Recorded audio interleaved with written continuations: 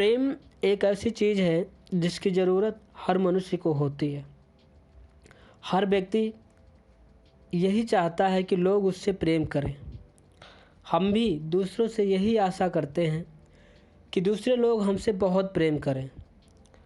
परंतु क्या हमारे अंदर प्रेम होता है? क्या हम दूसरों से प्रेम करते हैं? ये हम कभी नहीं देखते। और अगर प्रेम करते हैं तो क्या वो निस्वार्थ भाव से होता है? अगर हमें वास्तव में प्रेम की परिभाषा क्या है ये पता हो जाए, सच्चा प्रेम क्या होता है ये पता हो जाए, तो हम अपने आप से और दूसरे लोगों से भी प्रेम कर सकेंगे। आज आपको इस कहानी के माध्यम से पता चल जाएगा कि वास्तविक प्रेम क्या होता है। यह कहानी बुद्ध के शिष्य आनंद की है, जो उनके छोटे भाई थे। एक बार आनंद एक गांव में भिक्षाटन के लिए जाते हैं। भिक्षाटन करते समय उन्हें बहुत तेज़ी से प्यास लगती है। वो एक कुएं के पास जा पहुँचे, जहाँ पर कुछ स्त्रियाँ पानी भर रही थी। वहाँ पहुँचकर वे उन स्त्रियों से पानी पिलाने के लिए आग्रह करते हैं। उनमें से एक युवती आनंद को पानी पिलाती है। जब वह युवती आनंद को पानी पिला रही थी तो वह आनंद को बड़े ध्यान से देख रही थी। वह युवती आनंद की सुंदरता को देखकर पूरी तरह से मोहित हो जाती है। अब क्योंकि आनंद एक राजकुमार थे, अतः उनका सुंदर होना स्वाभाविक था।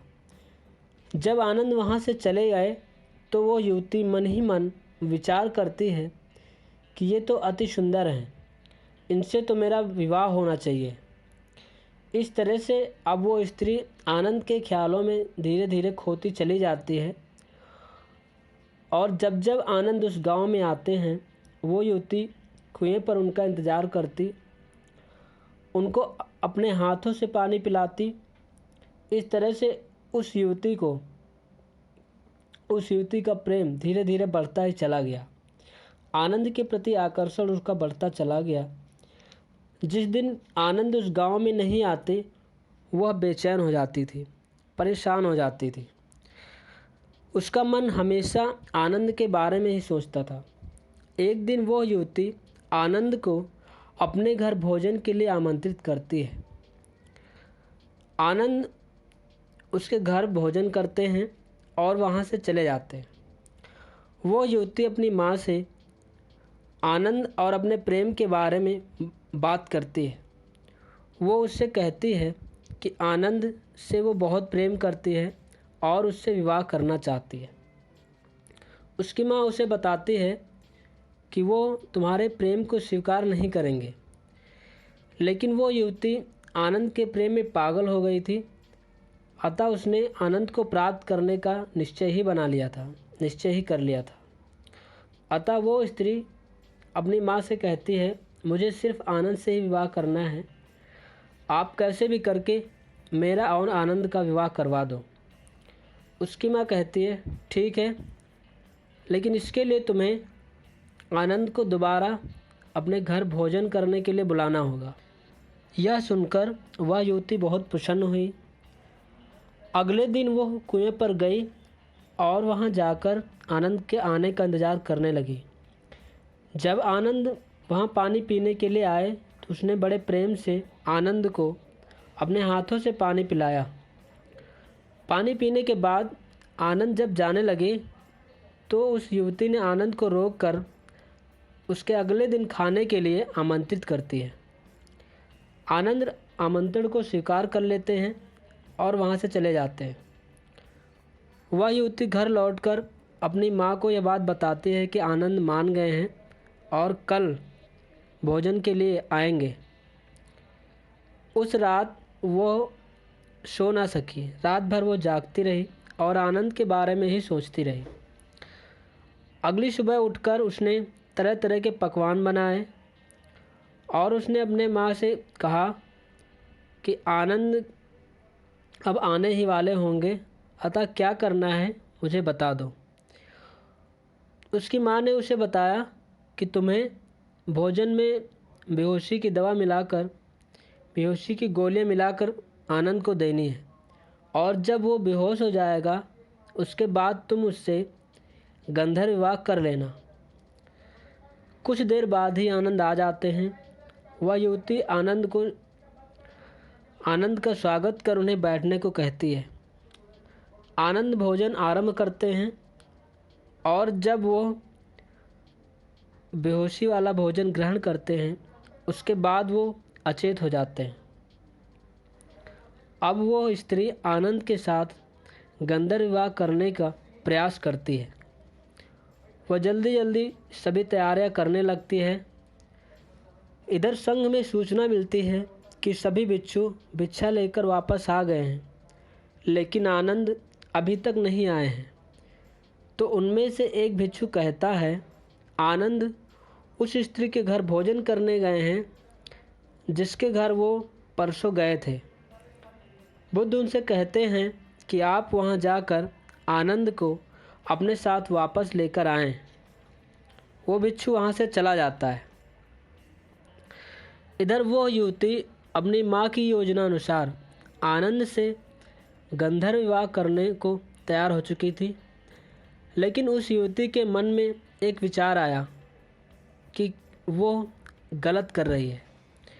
उसने अपनी माँ से पूछा कि माँ, कहीं मैं गलत तो नहीं कर रही हूँ?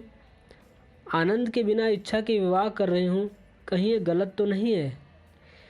उसकी माँ ने कहा, प्रेम में कुछ भी गलत या सही नहीं होता। अगर ऐसा सोचती रहोगी तो तुम आनंद को कभी नहीं प्राप्त कर सकोगी। देर मत करो, जल्दी से आनंद के गले में वरमाला पहना दो।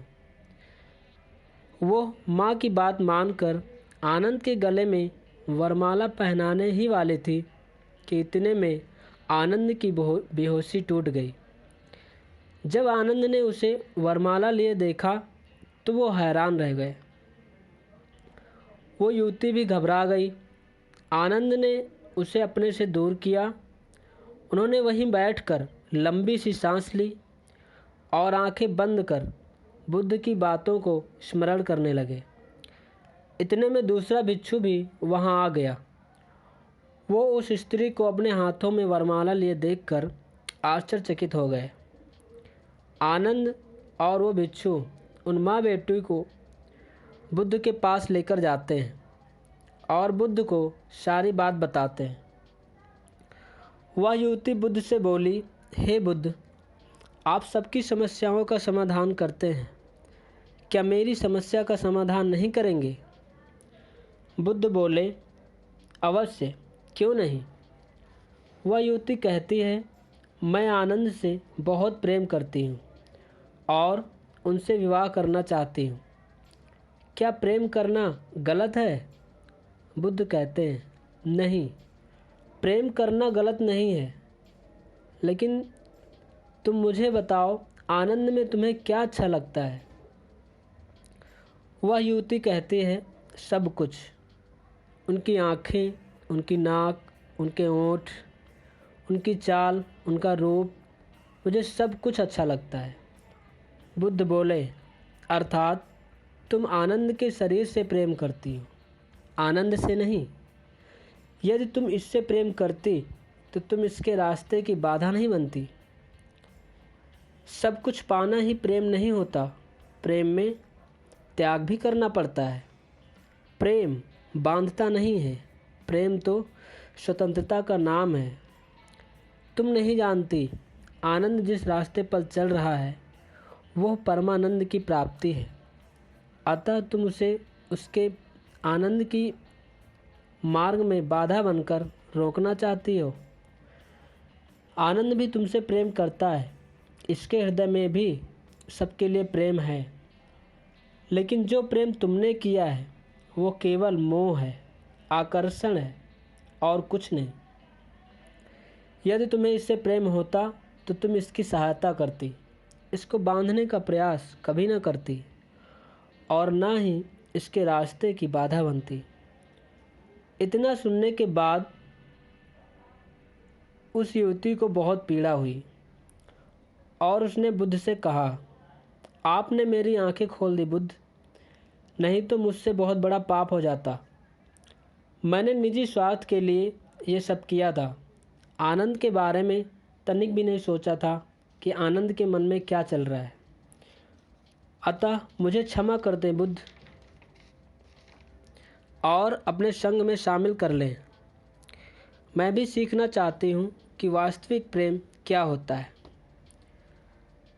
इस तरह से हम भी किसी न किसी से प्रेम करते हैं, लेकिन सच्चा प्रेम क्या है ये हम नहीं जानते। वास्तविक प्रेम में लालच, वासना और स्वार्थ निहित नहीं होता। हम अपनी वासना के लिए दूसरे के साथ कितना गलत कर देते हैं और हम उसी को प्रेम का नाम दे देते हैं। जबकि अगर हम अपने स्वार्थ के लिए प्रेम करते हैं तो वो प्रेम नहीं होता, वो वासना होती है। और वासना से भरा प्रेम हमेशा दुखदाई ही होता है, वो हमेशा दुख ही देता है। जैसे इस कहानी में उस युवती को मिला, जब उसकी इच्छा पूरी नहीं हुई तो उसे आखिरी में बहुत पीड़ा हुई।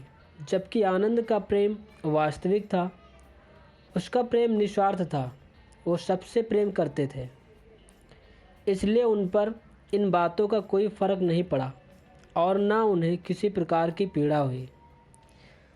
प्रेम लेना नहीं बल्कि देना सिखाता है।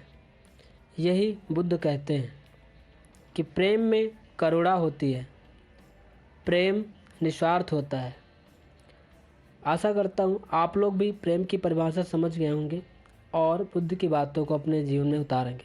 बहुत बहुत धन्यवाद।